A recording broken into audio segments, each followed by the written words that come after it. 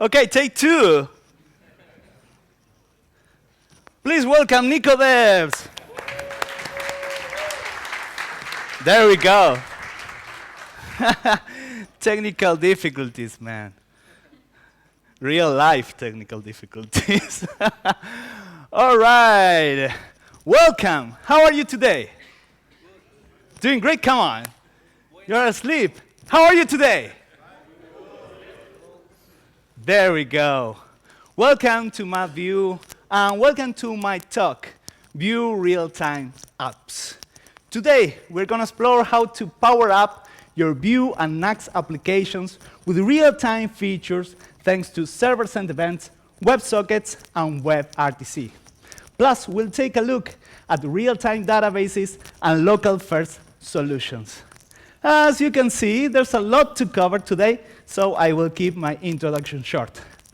I am Nico, software developer from Buenos Aires, Argentina, lead programmer at Titan, and former tech lead at Vue School. But before working at Vue School and Titan, I used to work at a hosting company. And I have a little story for you from the dark ages of jQuery. Were you there? Were you around? Oh my God, okay. Turns out, little Nico was working at the hosting company, and our boss needed a dashboard. A dashboard to see website visits, number of sales, number of support tickets, all that. So we go ahead, build the dashboard, show it to him, and the guy stares at the screen for a couple of moments and finally says, "It's nice. Yeah, it's nice. I like it. Oh, yeah, all the numbers are there. The charts are nice, I suppose. But it's not moving." And it wasn't written in the spec, but I instantly knew that he was waiting for live updates. That's what he was expecting, live updates. And we didn't do that. So I said, well, yeah, it's not real time yet. And my coworker goes and says, well, unless you click F5 over and over again, and really, really, really fast, you know? Now, the thing is, please don't ask your users to just press F5 over and over again if they want real-time functionalities, you know? This is ridiculous. But what we ended up implementing back then is not too far from this idea, because we implemented polling. And what is polling? Well, you have to update something in your UI, right? So you make a request in the background to the server, get fresh data, and use it to re-render parts of the UI. And you do that over and over and over again at regular intervals. Let's say every 5 seconds. And this magnific code is what I used back then. jQuery code, I can promise you there are much better code snippets coming up, so please forgive me. But the thing is that polling was perhaps okay back then, and it's fine for certain scenarios, but in general, it's not great. Why? Well, because you never achieve true real time, right? If what you want is real time, polling is perhaps not the best solution. Let's say you are polling every 5 seconds and something happens on second number 2. Well, you need to wait until the next round of polling to get that fresh data into the client. Reason number 2, nothing guarantees the order of the responses. You know how it goes with async requests. Let's say I'm going to poll every second. If you make requests 1, 2, 3, nothing is stopping the browser from receiving responses 1, 3, 2, and that can glitch out your UI. But perhaps the most important reason is the strain on the server. Think of everything an API request involves. The server needs to accept the connection, run authentication, verify permissions, hit the database perhaps multiple times to do so. And you need to do all that for every single request, for every single connected user, right? It doesn't scale well, right? If your app goes viral, well, you have yourself a self-inflicted micro DDoS attack, right? Polling is like a kid in the backseat of a car asking, are we there yet? Are we there yet? Are we there yet? What do you do in those situations? You say, I'm gonna let you know when we arrive. And in this case, we can do exactly that. We need to flip the dynamic. Instead of letting the client always ask the server if it has something new to say, we can trust the server to let us know when it has something new and receive an event our way. And that's the idea behind server-sent events. How do they work? Well, they work with a classic HTTP request. That's all you need. Now, the big difference is that this connection stays open, and we can receive multiple events over time through this pipe, all right? And not necessarily at regular intervals, but whenever the server has something new to tell us, all right?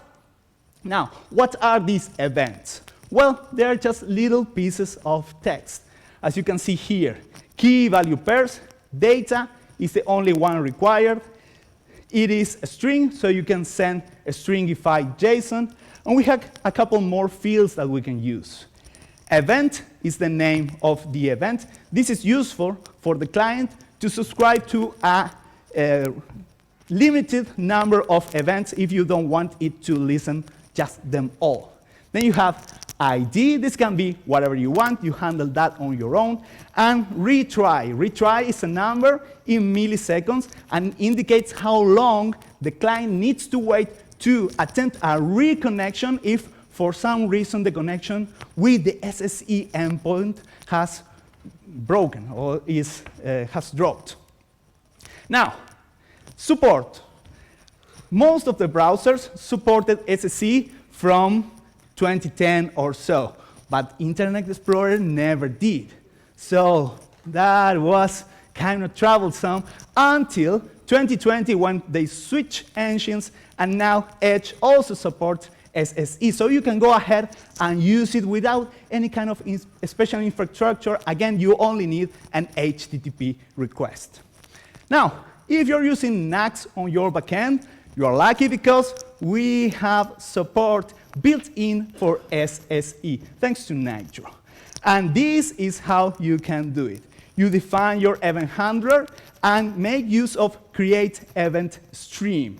And you have a couple important methods. Send opens the pipe, push emits the messages. What are we doing here? We are saying hello every second, right? But as I told you, you are not limited to regular intervals. You can send stuff through this pipe whenever something happens. For example, whenever you get a new purchase. You stringify the purchase and send it through the pipe, all right? Now, you can send, if you want more control, you can define the name of the event, retry milliseconds, ID, all that. Last but not least, don't forget to handle the close event. Now, on the client side, you can make use of use event source, a composable by this excellent collection of composables that we have at our disposal, view use. All right? This is the built-in method in the browser, but I recommend you to use the composable, right? We are using the composable here, passing the SSE endpoint and the structuring data. Data is reactive, so whenever we get a new event, this will re-render automatically, right?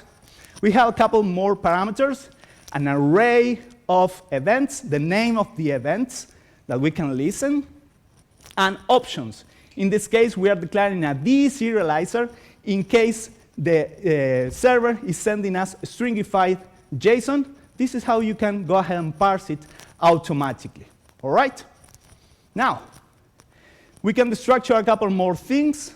As you can see here, status, event, last event ID, all pretty handy. Now, it's demo time.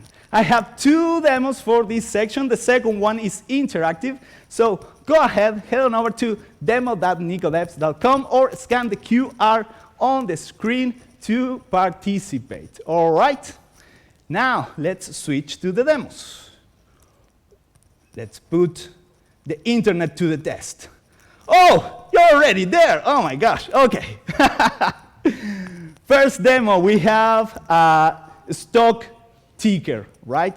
We received two types of events. The first one is a snapshot with 10 elements to create the first chart. From then on, we receive once per second a new valuation for these companies. By the way, these are made-up companies. This is not financial advice or anything.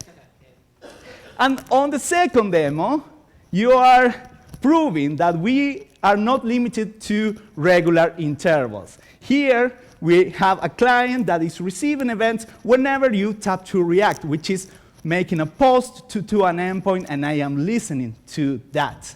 And if this reminds you of a Daniel Rowe presentation, well, that's totally on purpose. This is a little homage to Daniel, so give it up for Daniel Rowe, one of our amazing speakers today. Now, one more thing regarding SSE, Auto Reconnect. How does it work? Well, the browser will attempt a reconnection after retry milliseconds, okay? It will default to 3 seconds or so, depends on the browser. Sending a special header, last event ID. The value will be the last ID we received, okay? And when you get that on the server, you can read that header and attempt to replay the missed event, for example, or handle that situation however you see fit. This is how you can configure the reconnect behavior on the client side when you use the composable, all right? Now, SSE are great. I mean, they are good for notifications, live dashboards, many applications. But the thing is they are a one-way street. They are like a radio. You tune in, you get a signal, and that's it. What if you need to send stuff to the server through the same pipe? And you see where this is going, because we have WebSockets, perhaps the most popular solution for real-time applications. WebSockets are everywhere. How do they work? Okay, real fast.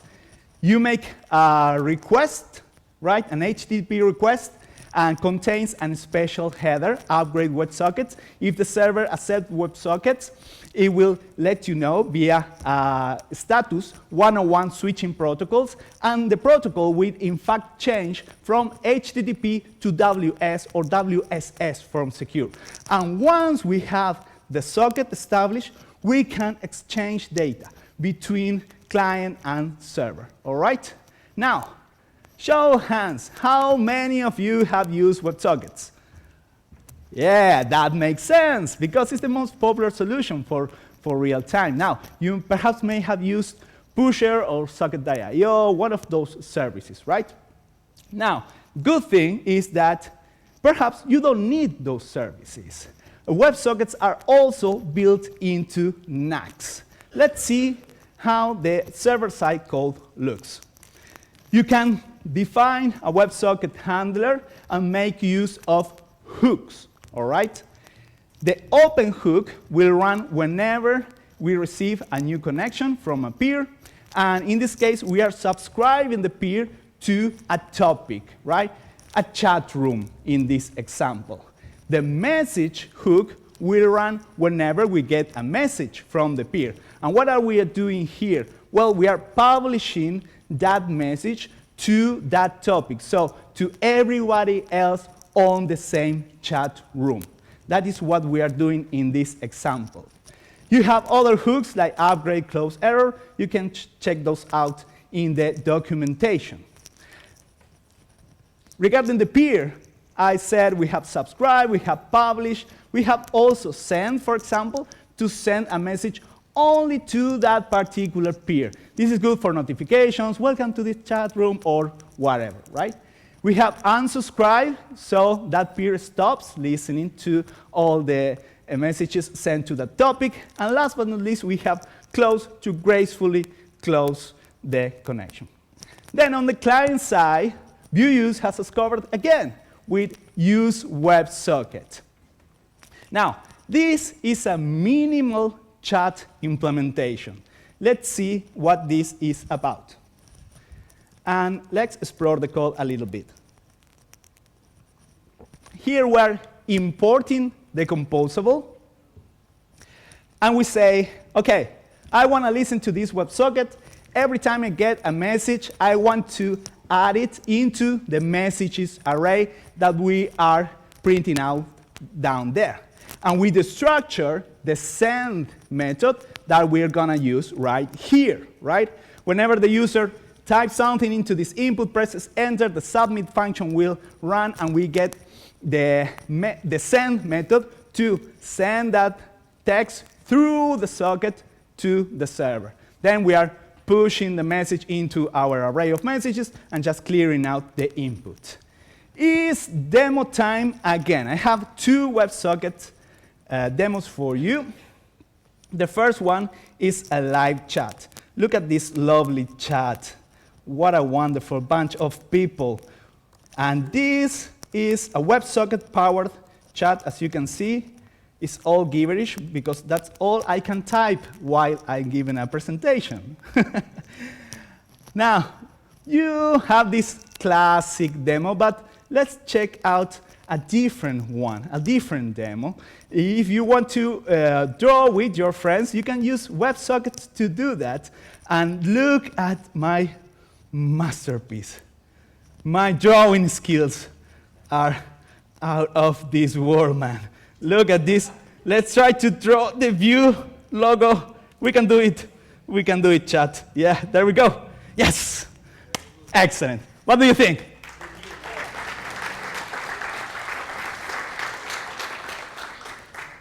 Two more things regarding WebSockets, auto-reconnect and Heartbeat.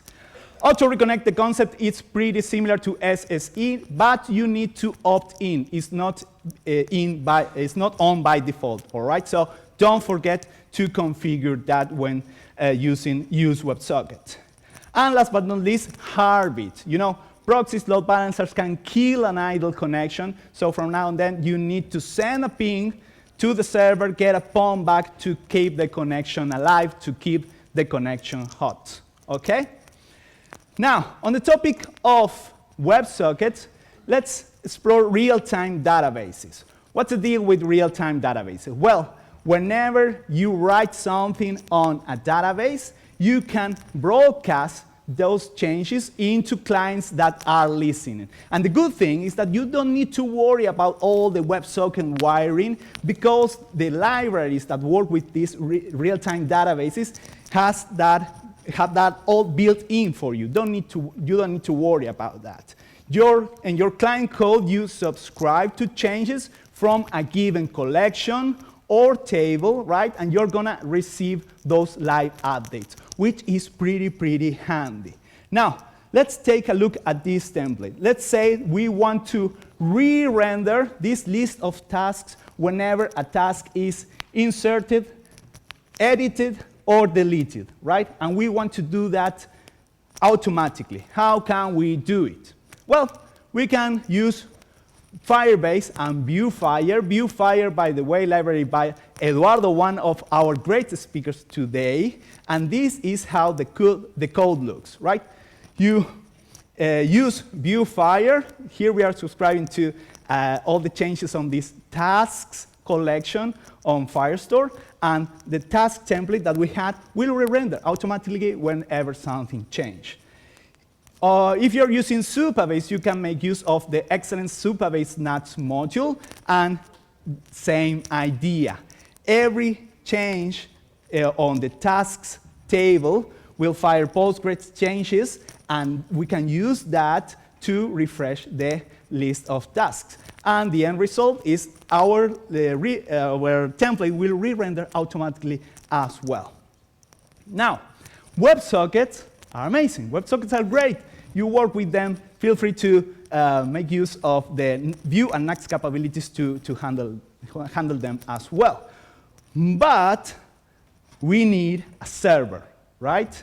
What if you don't need a server in the middle? What if you don't want a server in the middle? Well, you can make use of peer-to-peer connections thanks to WebRTC. Now, WebRTC is pretty cool because it doesn't only allow you to send text, but also audio and video. So it's excellent for video calls, for example, peer-to-peer video calls. Now, why would you go for a peer-to-peer solution? Well, for many valid reasons. One of them is latency. Let's say you are super close to a peer, but the server that you need to use is really far away in a completely different continent, right? Perhaps it's much easier, much faster to just send the data peer-to-peer, right? Browser to browser. Another important reason is privacy. Perhaps you don't want a third party being able to read or leak accidentally your data, right? And third, money, cost. You don't have additional costs, additional bandwidth bills. It's just video being sent from a peer to another peer, video and audio, or if you have the data channel, you can also change text, of course. But these are super valid reasons, right? Now, if you ever try to implement WebRTC, you may have stumbled this lovely wall of acronyms, right? SDP, stun, ice, trickle, turn, all that. What's that about, man? If you felt overwhelmed, well, that's how I felt the first time that I used WebRTC. So, I have 3 things for you today. First, a quick explanation of all the scary parts. Second, a wrapper that makes working with WebRTC way easier. A third, a cool demo with a cool price. I have here a gift card. All right, did I catch your attention? A gift card. So keep your eyes peeled to that. Now, if you want to connect with me using WebRTC, what do you need from me? Well, you need to know what codecs does my browser support and where you can find me. Basically, network address.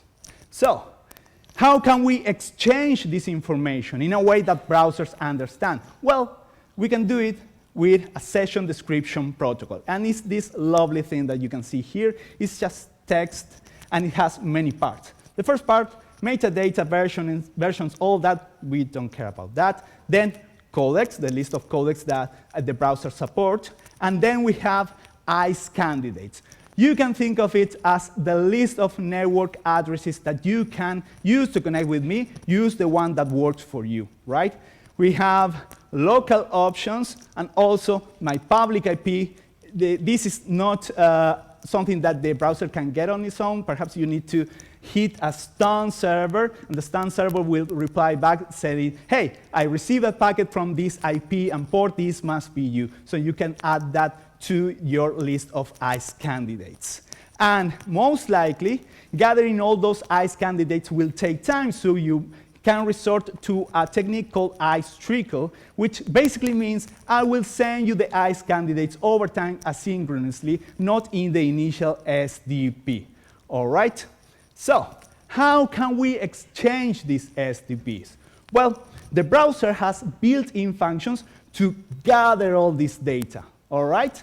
But the protocol does not impose you or does not give you a way to exchange this data with your peer, right? So, once I have my SDP, I can call you and dictate the whole thing. I can send you a letter with my SDP and my ICE candidates, but of course, we're not going to do that. We're going to exchange this information through a server.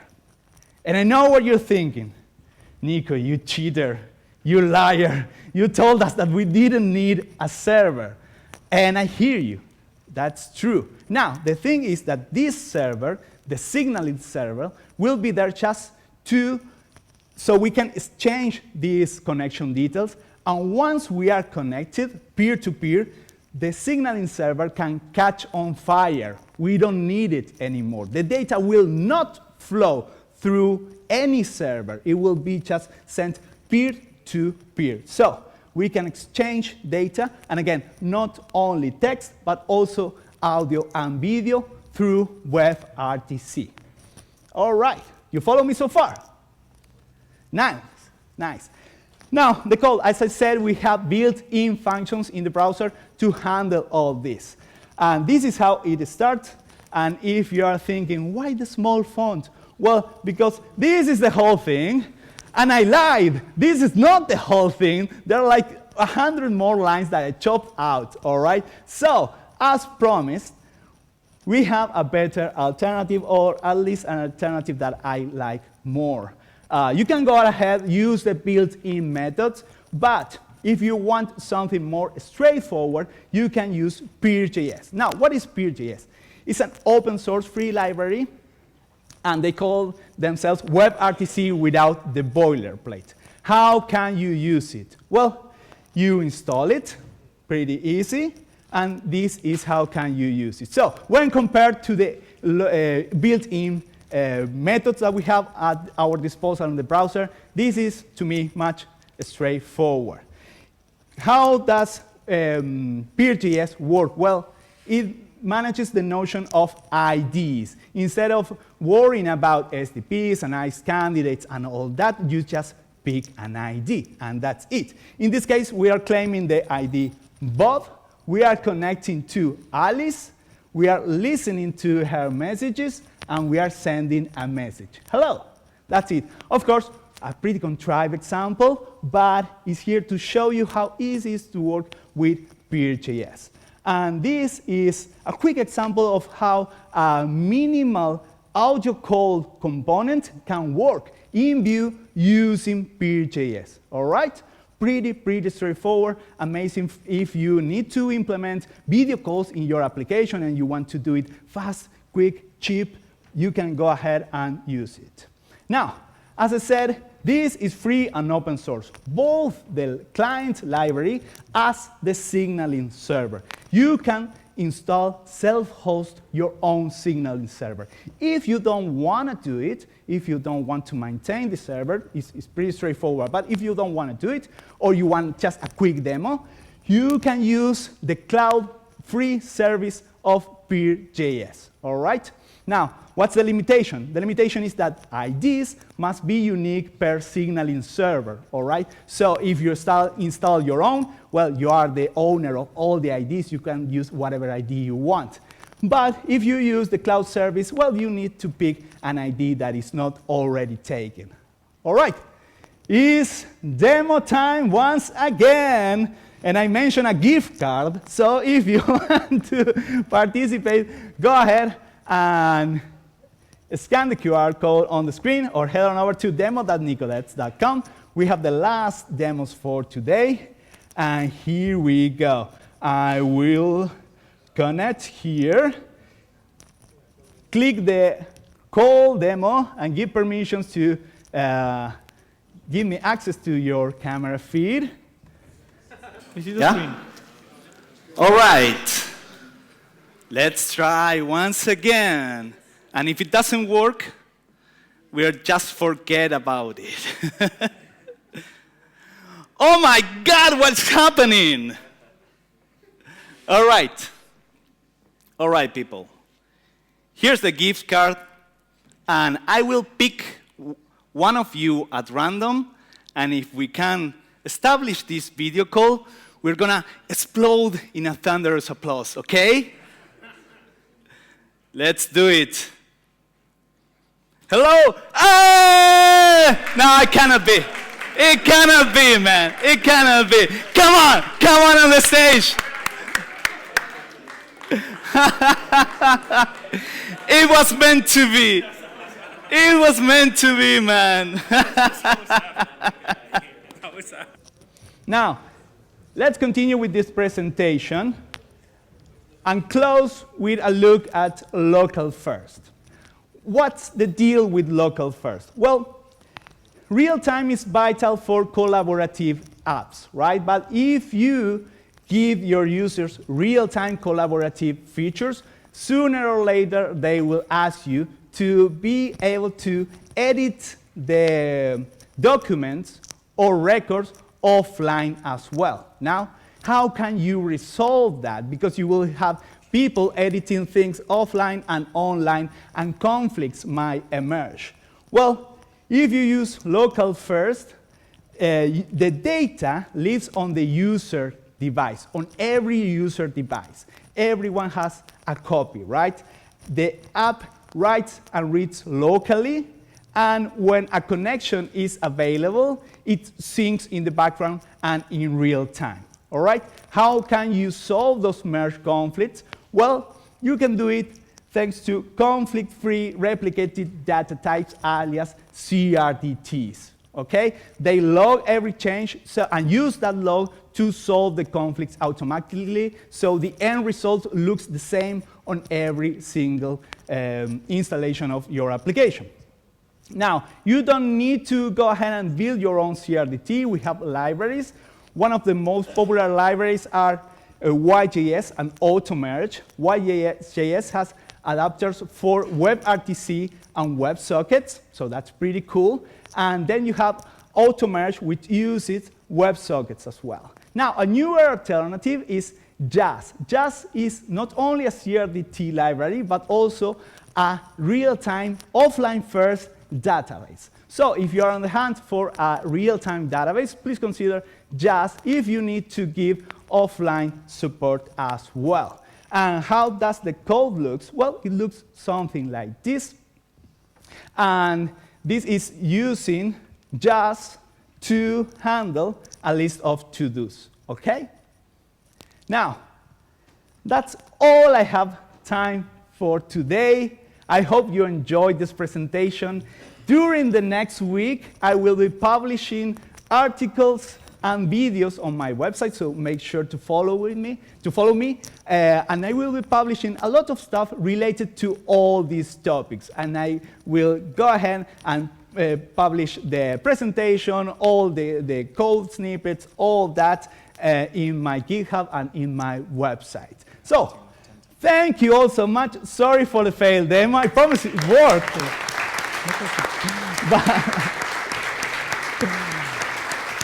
Thank you all so much. See you next time.